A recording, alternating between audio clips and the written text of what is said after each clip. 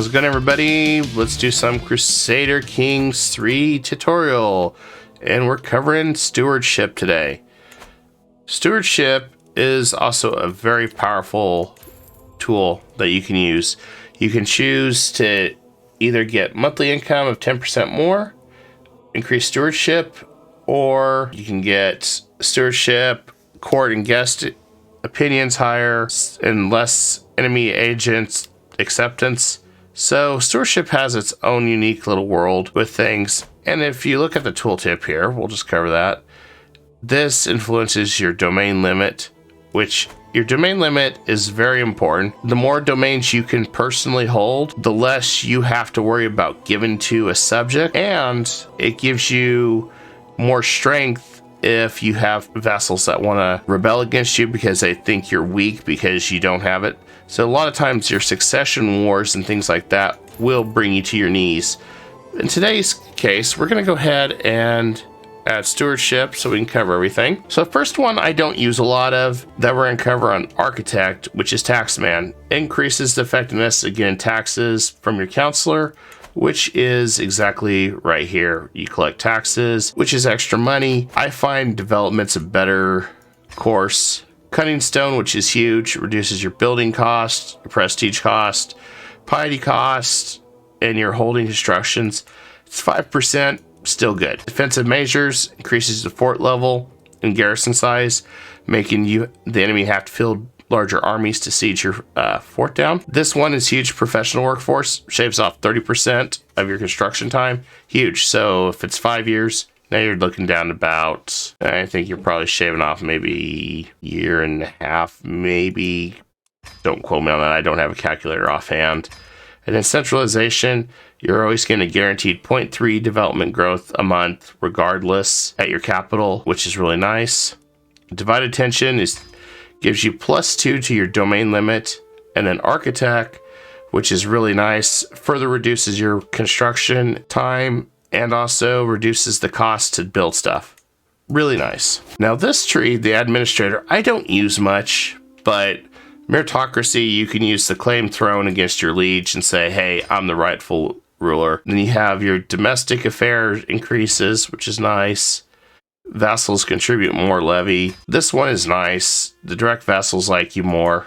Lieges like you more. If you do a lot of tyrannical stuff, that wipes that off. This one's nice to help give your counselors more opinion of you. Total line, your vassals are less likely to join independence factions. And then honor to serve, your powerful vassals, their counselors contribute more. Some of this stuff's nice, but I don't really bother with it much. And then the rest is more stewardship. So out of all the trees, I think administrator is the weakest. Avaricious is really good. You can demand payment for hooks. So all those juicy secrets that you learn as the leader, such as someone killed somebody or they were committing adultery or whatever, you can say, you know what, pay up. I won't say anything as long as you pay up. It's a great way to make money. Of course, your subjects might dislike you, but that comes at a price. Monthly income increases while you're at war. That is really nice, especially when you're fielding all those men-at-arms. Vassals contribute 10% more. The Republican ruler one, there's very few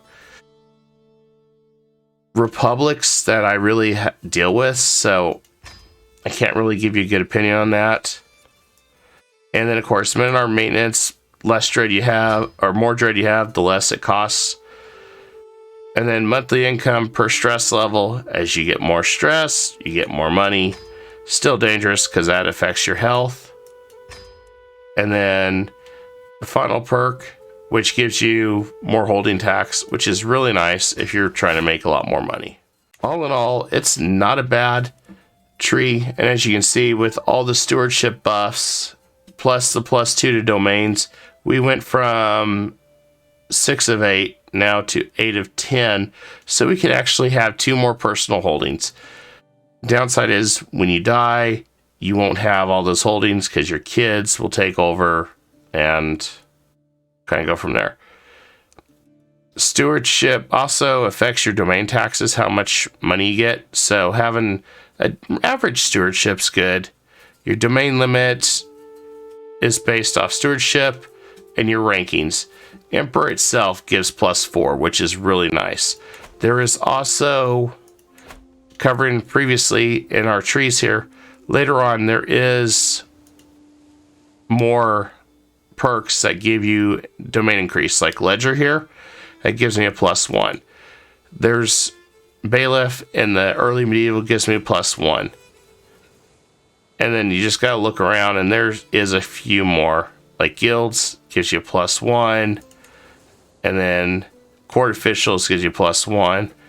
And there might even be more down here.